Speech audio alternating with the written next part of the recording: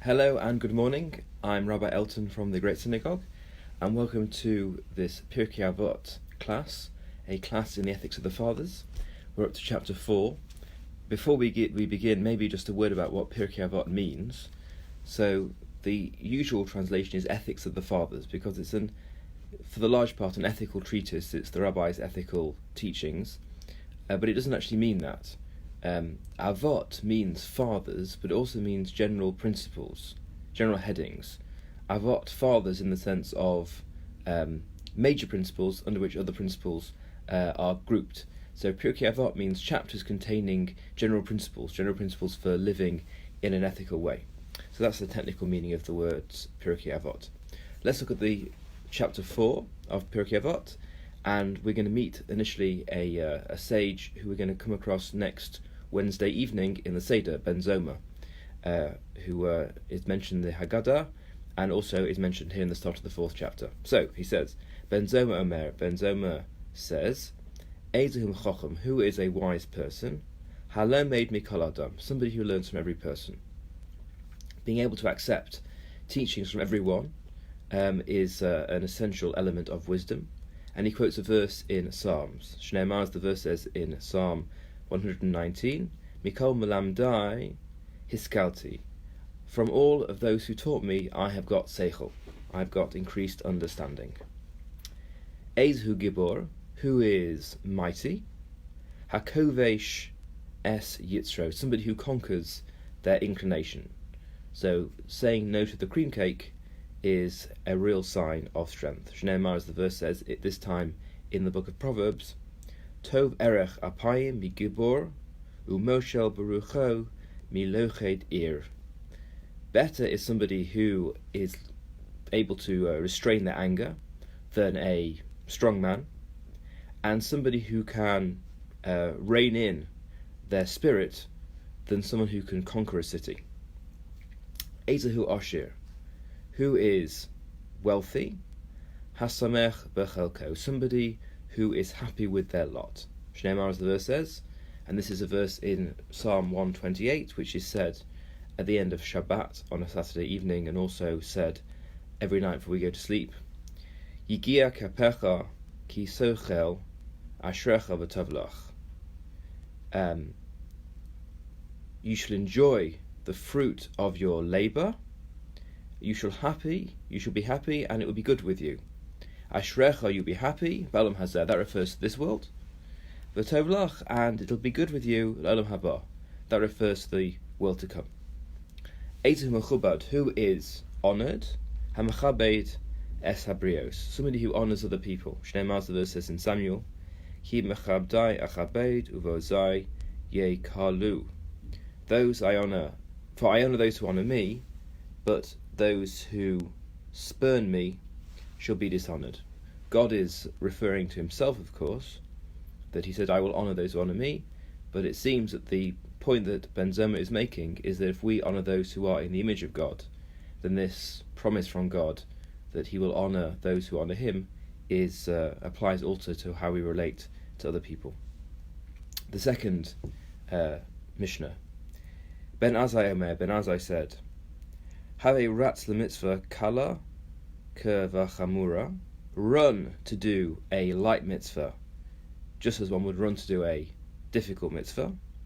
And that repeats an idea that we learnt in the 2nd chapter, that one shouldn't try and make a adjudication about the importance of mitzvot based on what seems to be easier or lighter, or seems to be harder or more difficult. Uvareach min ha'avera, and flee from a sin. And this is now a very famous phrase, Shemitzvah goreres mitzvah, v'avera goreres avera. Because one mitzvah leads to another mitzvah, and one sin leads to another sin. So you start by giving charity to one person, you'll end up giving charity to many. You come to shul 1 week, you'll come to shul many weeks. And the opposite is also true. If you get involved in unpleasant or inappropriate activity, then one thing leads to another. Shesachar mitzvah mitzvah, uschar avera avera. And now a point not about just cause and effect, but about attributing a moral quality to it, because the reward for a mitzvah is a mitzvah, and the reward for a sin is a sin. So if you do one mitzvah, not only will you do more mitzvahs, but they will be a reward. It's a reward to do more mitzvahs, and it'll seem like a reward. So while it might seem overwhelming, let's say, to take on coming to shul 3 times a week, once you come once or twice, the third time will seem like a boon, and will seem like a reward, because as you do more mitzvot, they feel better and better, and having more of them feels like more and more of a reward. A third Mishnah, another quotation from Ben Azai. Huaya Omer, he used to say this: Al tehi vaz l'chol adam. Do not be disdainful of any person. V'al tehi mafli l'chol davar. And don't be disparaging about anything. She'ein lecha adam, she'ein lo sha'a. Because there's no person that doesn't have their moment. As the other expression goes, every dog has its day. Ve'ein lecha davar she'ein lo makam. There's no item, that doesn't have its place. Every person and everything is in the world for a reason. Everything and every person will have their time when they are needed and important, and we have to look at them in that way. No one is beneath our respect. Rabbi Levitas ish Yavne Omer, Rabbi Levitas from Yavne would say, Ma'od have shofar ruach. One should be very humble indeed. Shetikvas enosh rima. And now a rather grim reminder, because in the end we're all going to be eaten up by worms. Rabbi Yochanan ben Baroka Omer, Kol machal shem shemayim b'seiser, nifroi mimenu begalui. Anyone who defames the name of heaven in private will in the end be punished in public. Now this concept of Chil Hashem, of disgracing the name of heaven, is a interesting and a complex one. Usually we take it to mean that if a Jewish person or a religious Jewish person does something terrible in public, that brings disgrace on the whole of the Jewish people and therefore reflects badly on God. And that's the most common way it's explained. But there's also you can do Chil Hashem. You can disgrace God even in private. Maybe just not when one is on one's own necessarily, but certainly in one's family life or with one's intimate friends. The way you behave in all those intimate circles, you might think things are entirely private and no one will ever find out about them, but in fact often things do get out. Things can't be contained in a private sphere, and ultimately the punishment will be in public. Harvey Weinstein, when he would assault people, he thought it was in private. Of course it became very public, and his punishment has been very public. Echad shogeg v'echad mezid b'chil Hashem. And he says something very stringent as well. Shogeg means accidental or through oversight, but not deliberate. And mezid means absolutely deliberately with malice aforethought. When it comes to desecrating the name of heaven, of doing something which brings disgrace upon God, it doesn't matter whether it's accidental or it's deliberate. We have to be so careful with ourselves. We can't allow ourselves to fall into even accidentally defaming the name of heaven. By the way, shogeg doesn't mean entirely blameless. For example, if it's Shabbat and I fall against the light switch and turn it off, that's not even shogeg. That's called ones. It was a mere happenstance. Shogeg is if I turn on or off the light having forgotten it's Shabbos. I should have had greater consciousness that it was Shabbos, and so not to have done that. So shogeg does imply a level of culpability, and when it comes to Chil Hashem, defaming the name of heaven, we require absolute conscientiousness to prevent that happening. Rabbi Shmuel Beno Omer, so Rabbi Shmuel, the son of Rabbi Levitas, would say, Halome Torah almanas lelamed. If you learn Torah in order to teach it, so you regard Torah as just a job. You're a Torah teacher, you're a rabbi, or you're a professor somewhere, and you learn only in order to be able to get your classes together and teach. So maspikim biyado lilmod lamed. You'll be allowed to do that. You'll be allowed to learn and to teach. That'll be fine. Va'lomed almanas la'asos. But if you are learning Torah not just in order to teach it, but as a way of living for yourself in order to do it, maspikim biyado lilmod lamed lishma v'la'asos. You'll be given the opportunity to learn and to teach and to safeguard and to perform. You'll have an entire Jewish life. What you put into it is what you get out of it. If for you it's just the means of earning a living because you're a Talmud teacher, that's what you'll be allowed to do. But if you internalize and make it the way you live your whole life, then you will be enabled to live your whole life in that way.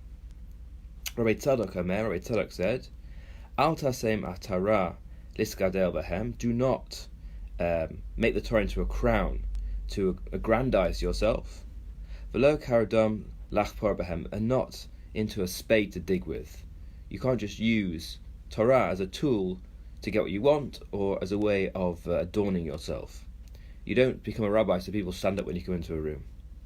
V'chachaya Hillel Omer, and similarly Hillel, the famous Hillel, would say, Ud ish tamesh b'saga chalaf. If you put Torah to your own use, you'll end up perishing. Ha lamad, to learn from this. Kol ha'neh midivrei Torah, somebody who gets personal benefit from words of Torah, noto chayav min ha'olam, they take their life from the world. The punishment for using Torah for your own ends is very severe indeed. You learn Torah to be able to teach other people and to be able to live it, not in order to make yourself into a big shot. Rabbi Yossi Omer, Rabbi Yossi said, Kol mechabed es haTorah, gufo mechubad ala brios. If you show honor to Torah, then other people show honor to you. V'chol mechal es haTorah, somebody who does things which are disgraceful to Torah, gufo mechulal al habrios, he's end up being treated disgracefully by other people. Rabbi Shmuel beno Omer, and Rabbi Shmuel, the son of Rabbi Yossi, would say, Ha chosech atzmo min hadin. Now, the rabbis, of course, in ancient times and modern times, are also called on to be rabbinic judges and adjudicators, dayanim, and they were very well aware that this can lead you into all sorts of temptations. So while they had to do a public service and use their learning in order to sit in Bet Din, sit in a Jewish court and render judgment, they were very well aware of how perilous it was for their own moral character. So, ha'chosech atzmo min hadin, somebody who refrains from getting involved in sitting on a Bet Din, porek mimenu eva, takes away from himself hatred, v'gozel, and thievery, v'shvuras shav, and false witnessing, swearing falsely, v'hagas libo b'horah, and also takes himself away from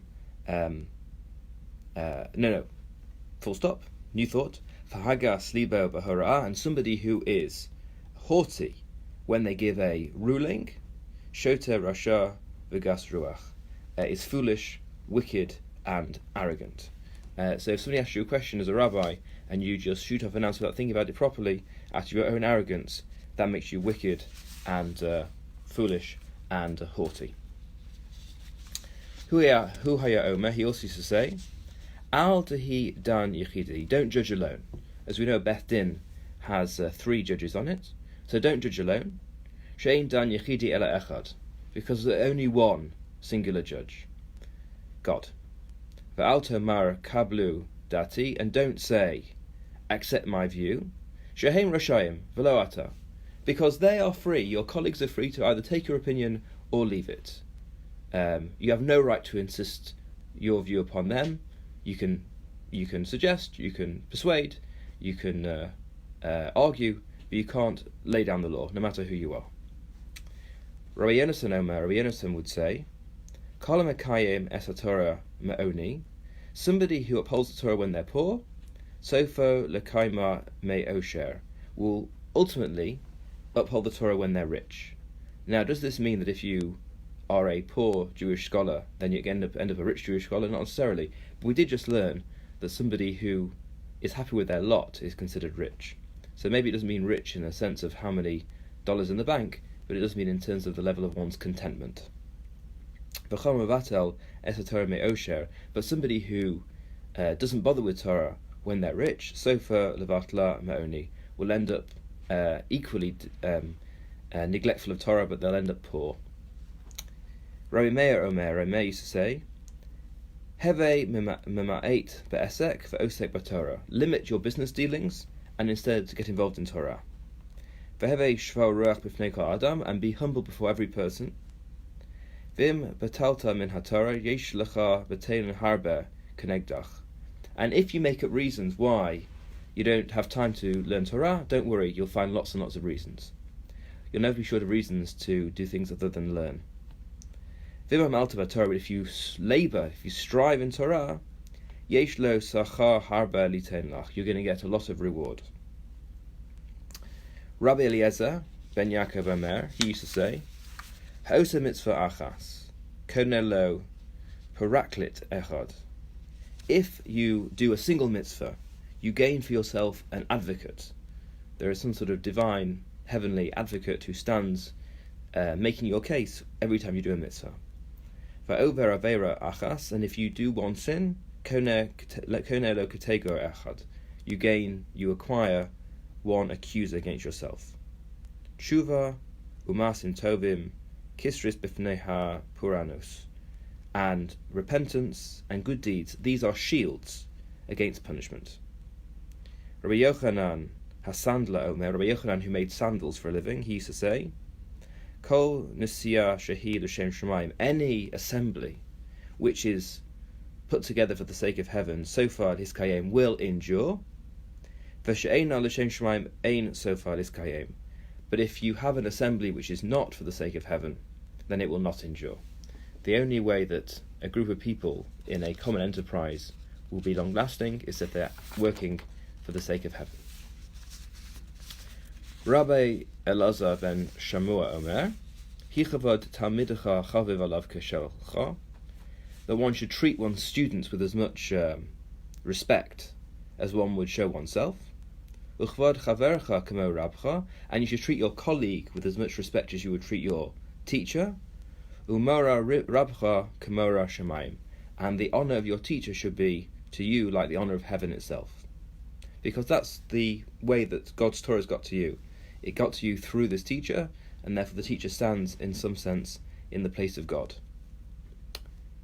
Rabbi Yehuda Omer, have a zahir b'Talmud, be careful in study, shigagas Talmud ola zadon, because if you make an error in study, then that counts as a sin. Why? Because if you don't study properly and work out what you need to do, then it's going to inevitably lead to sin, and maybe lead other people to sin as well, because they will follow your example or your advice. Rabbi Shimon Omer, Shlosha Kesarim Heim, another very famous statement. There are 3 crowns: Keser Torah, the crown of Torah; Keser Kahuna, the crown of the priesthood, which of course is hereditary; V'Cheser Malchus, and the crown of kingship, which is also hereditary; V'Cheser Shem Tov Ola Al Gabehem, but the crown of a good name exceeds them all, which has nothing to do with yichus, nothing to do with who your father or mother are, and even nothing to do with intellectual ability, which might be required to get the Keser Torah, to get the crown of Torah. Simply being a good person exceeds all other crowns. Rabbi Nehorai Omer, Rabbi Nehorai said, Have a gola limkom Torah, exile yourself to a place of Torah. So leave the hustle and bustle and go to a place where you can learn Torah in peace. But don't think it's going to run after you. You've got to bring it with you. Wherever you go, you've got to bring it with you.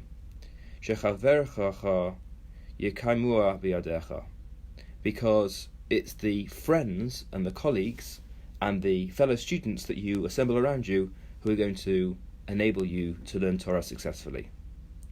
And now he quotes Proverbs. And don't rely on your own understanding. You can't learn Torah on your own. You have to learn Torah with people, because otherwise you will go astray, and you need them to correct you. You can't rely on your own understanding of a particular idea or text.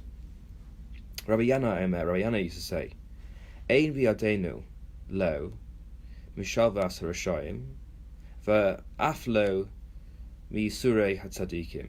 Very important ethical point. We are not able to understand or explain why the righteous suffer and why the wicked prosper. And anyone who tries to do so, it's morally offensive and arrogant, because it's simply beyond human comprehension.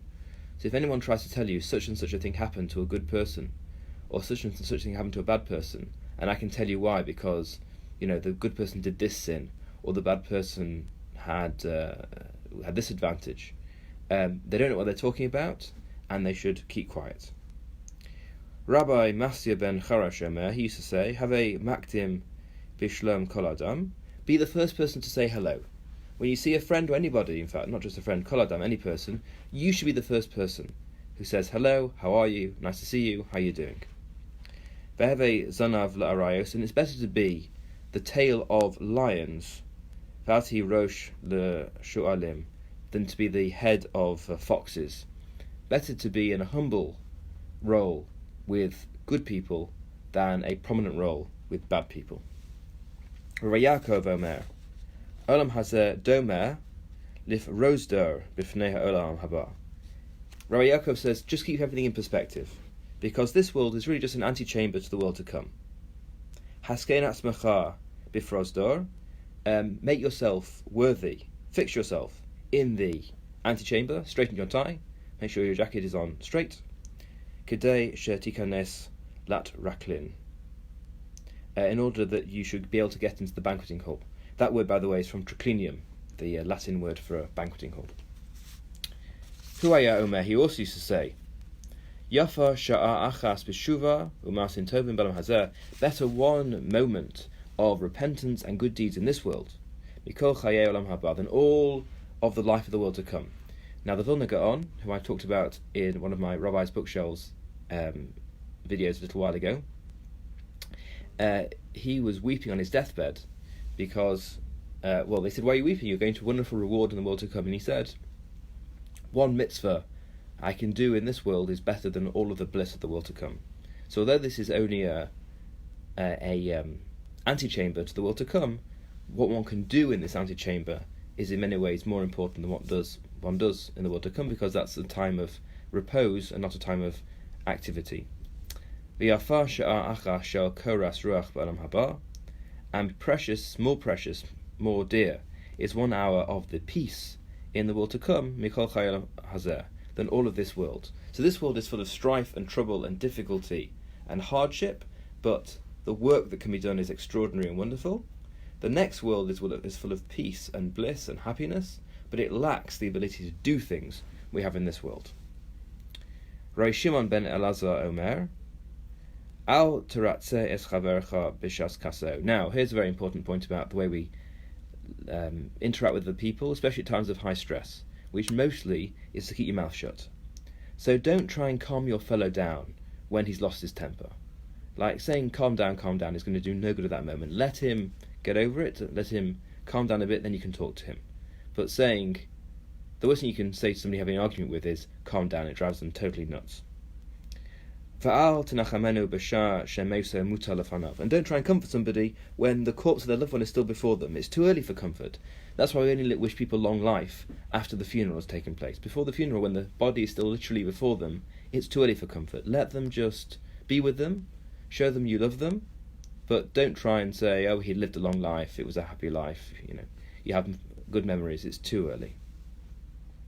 And don't question somebody when they make an oath. When somebody says, I'm going to climb Everest with one foot, tied up, don't say that might not be a good idea. If they decided to make the oath, that's their business. Don't start questioning it. Maybe later you can talk whether it's a good idea. When they're full of fire and enthusiasm, this is no time to question them.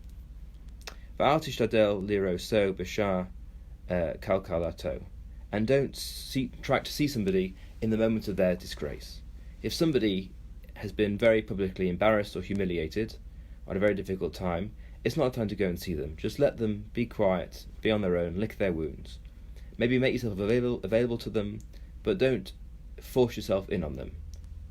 People need just some time to be alone and to be recover without the presence of the people, which could be even more embarrassing to them. Shmuel Hakaton Omer, Shmuel the minor, used to say, Binfol oyivecha al tismach. If your enemy, this by the way is a quote from the book of Proverbs, if your enemy falls, don't rejoice. Uvi kashlo al yagel libecha, and if he trips, don't let your heart be happy. Pen yireh Hashem v'ra be'inav heishiv ma'alav apo. Lest God see it and be unhappy, and divert his anger, God's anger, from this person, your enemy, to you. In other words, Schadenfreude, rejoicing in the downfall of others, just invites downfall to come upon you, as well as being inherently a very negative attribute. And the last, not quite the last Mishnah, Mishnah 20. Elisha ben Avuya Omer. A fascinating figure, also I discussed recently on the Rabbi's bookshelves. Elisha ben Avuya, who was known as Acher.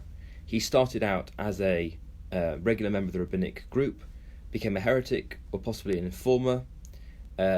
Maybe he delved too deeply into mystical matters and became a heretic because of that, or he ended up as some sort of a stooge of the Roman government.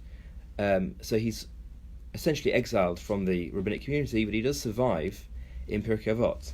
So Elisha ben Avuya said, Halomed Yeled Lamahu Domer, somebody who learns as a kid, to what are they to be compared? Lidyo Kusuva al Niyar Chadash, to somebody who writes on new paper. Halomed Zakein Lamahu Domer, but one who learns when they're older, what are they compared to? Lidyo Kusuva al Niyar Machuk, somebody who writes with ink on old blotted paper. They used to reuse paper in those days, which of course was a lot thicker and harder than the stuff we have today. And if you learn when you're young, it's like writing on a lovely crisp white piece of paper.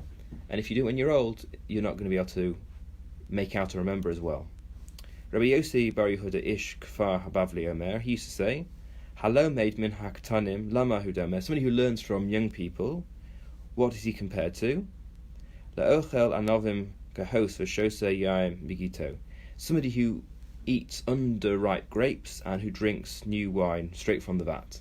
In other words, the ingredients are good, but they've not had time to mature. V'alome min hazakena, but somebody who learns from someone who's old, lama hudomer, what are they compared to? La'ochel anovim v'shelos v'shosei yain yashan, somebody who eats ripe grapes and who drinks old wine. Now, this teaches us, in combination, these two teachings tell us this. One should gain all of one's ingredients, the raw materials of study when you're young. Read as much as you can. Imbue yourself with as many texts as you can. But then there has to be a period of maturation and gaining in wisdom, which doesn't mean taking on more data. It means processing that data and understanding that data better. So you learn when you're young and you teach when you're old. That's the way around. I heard an old interview with Laurence Olivier yesterday, and he said that he was asked about different parts, whether he played different parts differently over the course of his career. And he said about Macbeth, he said, you can't really play Macbeth when you're 27. You can speak the verse right and you can get through it, but you need a much older person's life experience to really be able to play Macbeth. You can learn the words when you're 27, and if you do, you might remember them the rest of your life. But in order to give a true performance in Macbeth, you need to be a Zokain, you need to be an older person. Rabbi Omer, Rabbi, the author of the Mishnah, he used to say, and a phrase which also appears in the English Proverbs, Al tistakel pekankan, don't look at the container. Ela b'ma sheyesh bo, what's inside it. Don't judge a book by its cover. Yesh kankan chadash male yashan, you can have a new bottle which is full of old wine. V'yashan shafilu chadash ein bo, and you can have an old container which doesn't even have new wine in it, it's completely empty. So Rebbe, I think, is telling us to be a little bit cautious about the previous advice. It can be that you have a young person who has something very valuable to teach you, and an old person who's got nothing to teach you at all. Rabbi Elazar Hakfa Omer, Rabbi Elazar Hakfa used to say, Hakina v'taiva v'kavod, jealousy and lust and desire for honor, me'tziin es adam min ha'olam, take a person from the world. And this is the last Mishnah. Hu haya Omer, he used to say, Hayilodim lamos, those who were born will die. Vamesim hachayos, but the dead will come back to life, the resurrection of the dead. V'achayim lidon, the living will be judged. Leida lehudia ulehivada shehu el, and we should know, and we should make known, and we should have the knowledge that God is God. Hu hayotzer, he is the maker. Hu habora, he is the creator. Hu hamavin, he understands everything. Hu hadain, he's the judge. Hu aid, he's the witness. Hu baldin, he is the plaintiff. Hu asid adun, he is the person who will give judgment in the end. Baruch Hu, blessed be he. She'ein lefalav lo avla, because there's no iniquity before him. He possesses no unrighteousness, that is to say. Lo shichacha, he has no forgetfulness. Lo maso ponim, he's no respecter of persons. He has no favoritism. Lo mikach shochad, doesn't take bribes. Shekol shodo, because he's got everything already. V'dash shekol lefi hacheshbon, and he makes a reckoning of everything. Va'al yavtichacha yitzracha sha'ul beis manos lecha, and don't let your yetzer, your evil inclination, make you think that the grave is going to be a place of refuge and respite for you. In other words, there will be a judgment in the world to come. Because you were created against your will. You didn't decide when you were conceived. You were born against your will. You didn't decide when to be born. You live against your will. You're going to die against your will. And you're going to, against your will, you are going to be required to give account before the King who is King of Kings, the Holy One, blessed be He. A rather somber note to end on, but nevertheless something which is important to bear in mind as we go about our lives, trying to live ethically in all our dealings, public and private. Everyone keep well, have a good day, and be in touch with me or the shul if you need anything at all. God bless.